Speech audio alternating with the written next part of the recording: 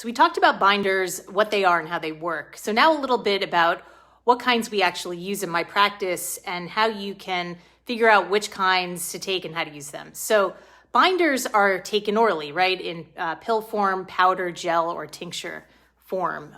There's many binders. There's 4 primary ones that we use in my practice. First is chlorella, which is a powerful blue-green algae rich in vitamins, minerals, amino acids, fatty acids. It helps to eliminate molds and mycotoxins. Then we have activated charcoal. So charcoal is a fine black powder made from carbon-based organic matter, usually coconut shells, bamboo, or peat. And these materials are heated at really high temperatures and combined with oxygen to make the charcoal active, right? So that significantly increases the absorption space of each particle to remove toxins on their way out of the digestive tract. So we use a lot of charcoal for acute detox, for gut pathogens like dysbiotic bacteria, parasites. Charcoal should not be used long-term because it depletes nutrients as well, but it's really good at reducing die-off.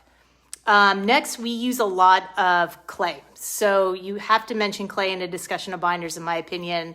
There's a lot of types that are safe for internal consumption, which would be bentonite and zeolite. So these are really excellent for kind of moderate lengths of amount of time to take them. They help eliminate mycotoxins, other biotoxins, heavy metals, and the like. And then lastly, we use a lot of humic and fulvic acid. So these are made up of negatively charged atoms that attract positively charged materials like heavy metals. They're made of decomposing plant material, actually, and they're really good, as I said, at removing metals, environmental toxins, including glycophosphate.